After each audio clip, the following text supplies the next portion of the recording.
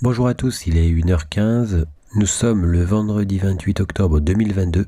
On va étudier le contexte graphique des marchés financiers avec les figures chartistes du moment, figures que vous pouvez étudier dans nos deux formations gratuites, la formation débutant et la formation confirmée sur notre site internet arttrade.com. On commence avec l'ETH-USD où on a toujours le biseau descendant qui s'oriente vers son objectif du plus haut. A noter tout de même que l'on rencontre une difficulté autour de la ligne du cou d'une épaule tête-épaule. On réalise actuellement donc un pullback sur la ligne du cou de cette épaule tête-épaule après avoir cassé un biseau descendant mauve plus gros que le biseau descendant marron. On s'aperçoit qu'on a aussi cassé un drapeau bleu mais que l'on a rencontré une difficulté, une résistance puisque quand on fait la parallèle, eh bien effectivement on a un support à 1 point, 2 points même s'il y a une incursion. Donc on est dans un nouveau canal parallèle, on pourrait très bien osciller d'ailleurs à l'intérieur de ce canal parallèle nouvellement formé. On s'aperçoit aussi que l'on contourne la pointe du triangle symétrique et que l'on pourrait aussi le contre-attaquer. Toutefois, celui-ci est toujours en activité et pourrait permettre d'atteindre ses objectifs chartistes. On a aussi cette vision en épaule, tête-épaule qui ressemble aussi à une tasse avec anse.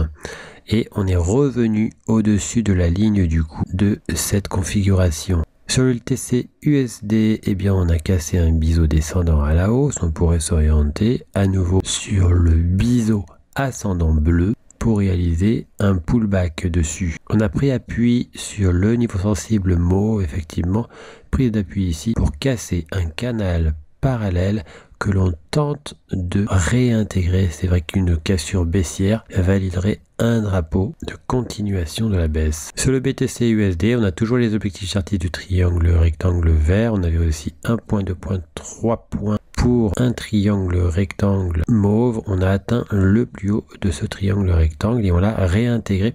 Pas impossible de redescendre pour casser le plat en bas. On s'aperçoit que le triangle rectangle permet de contre-attaquer le biseau ascendant juste avant l'objectif du plus bas de ce biseau ascendant. On voit aussi que l'on a un plat en haut, 1 point, 2 points, incursion au-dessus, réintégration. Effectivement, si on continuait et qu'on cassait le plat en bas, on aurait alors un rectangle.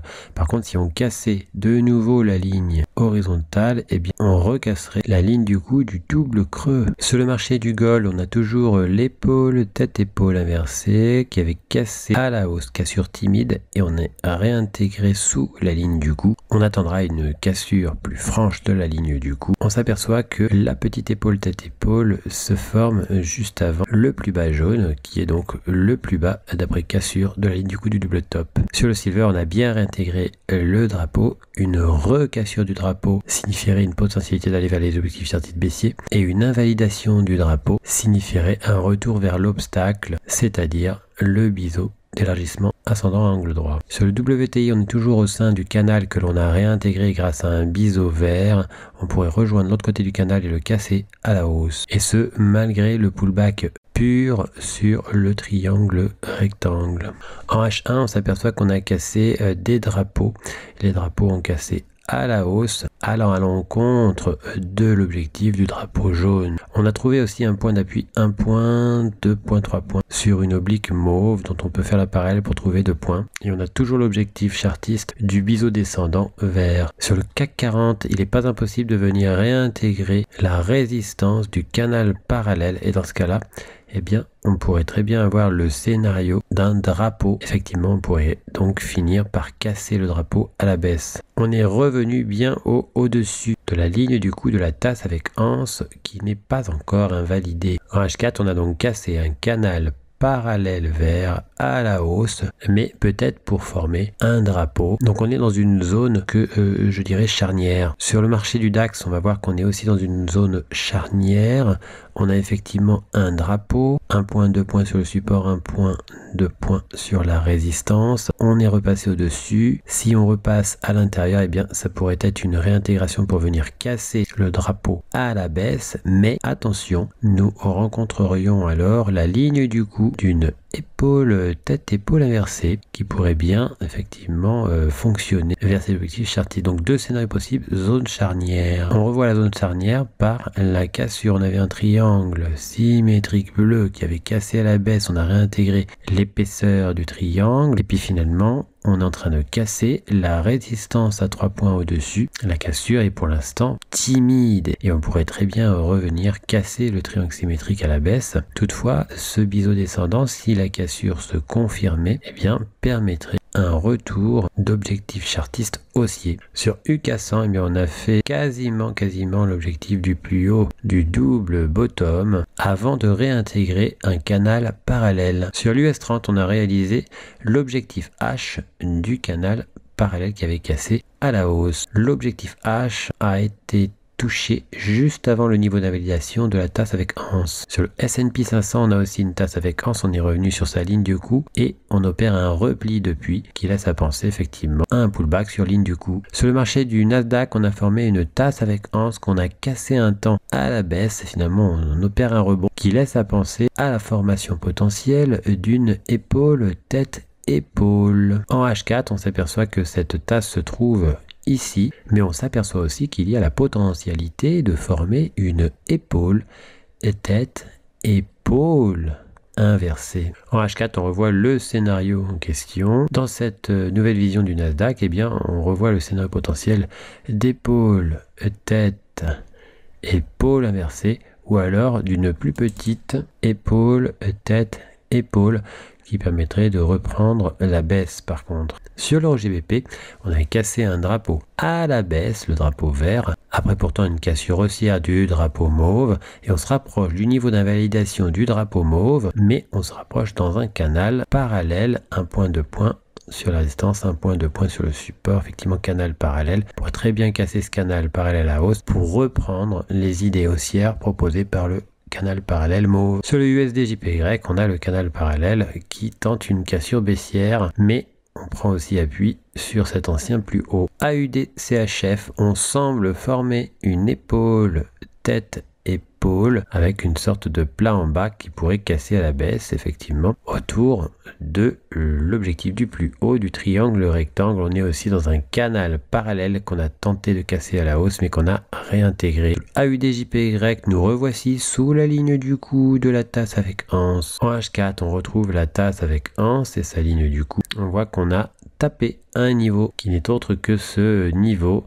qui laisse à penser à une épaule tête épaule qui pourrait se former, sachant qu'on a aussi les objectifs chartistes du drapeau mauve et qu'on a pris appui sur le drapeau mauve, on n'était pas venu invalider le plus bas de ce drapeau. Sur le AUD USD, on avait cassé un canal parallèle à la hausse, on a pris appui dessus, on l'avait cassé assez franchement pour imaginer que l'on puisse continuer la progression vers les objectifs chartistes du coup du canal parallèle, et dans ce cas-là, on aurait la ligne du coup ici à franchir puisqu'il s'agirait d'une tasse avec un bol bien représenté. Cela dit, sur le AUD-USD, on s'aperçoit que l'on peut effectivement repartir à la hausse sur l'élargissement symétrique, mais que l'on a aussi toujours la possibilité d'aller vers l'objectif H. Sur le GBP-JPY, on continue la progression, semble-t-il, vers le plus haut du triangle rectangle en weekly. En daily, on s'aperçoit que l'on a eu du mal tout de même à franchir le plus haut d'après cassure de la ligne du coup du double bottom. Toutefois, si on le cassait franchement, on pourrait rejoindre la ligne verte oblique. Cette ligne verte oblique, si elle était cassée,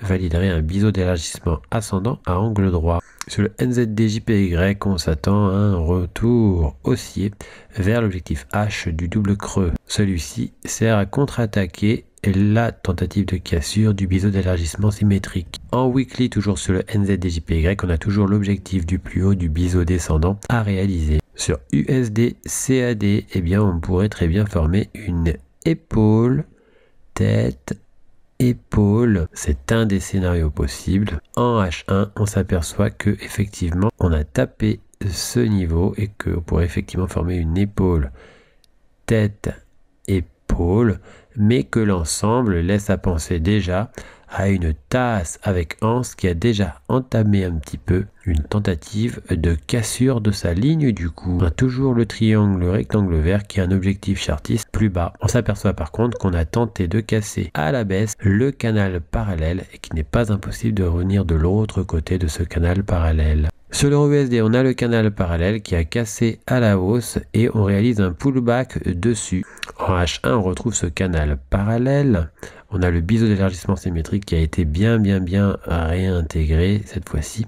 On avait pris appui sur le support de cet élargissement symétrique et on a cassé entre-temps la ligne du coup d'un double creux. À noter tout de même que l'on a fait un retour sur la parité et qu'on a eu un petit rejet. Sur l'euro CAD, eh bien, on a eu aussi un petit repli. Mais on a toujours les objectifs chartistes de ce drapeau mauve. En H4, on voit que le repli s'est opéré juste avant le niveau d'invalidation de l'ancien triangle rectangle. Sur l'euro AUD en daily, on s'aperçoit que l'on n'a pas réussi à franchir le plus haut d'après cassure de la ligne du coup du double creux et que l'on revient sur la ligne du coup de ce double creux. Sur l'euro JPY, eh bien, on avait 1 point, 2 points, 3 points sur un support. Quand on fait ça parallèle, on voit qu'il y a eu un rejet au contact de cette parallèle. Toutefois, il y a toujours la tasse avec anse qui propose des objectifs plus hauts encore, malgré l'obstacle de l'ancien plus haut majeur. Pour recevoir gratuitement les nouvelles figures chartistes en notification, vous allez sur le site internet, vous cliquez sur Analyse VIP.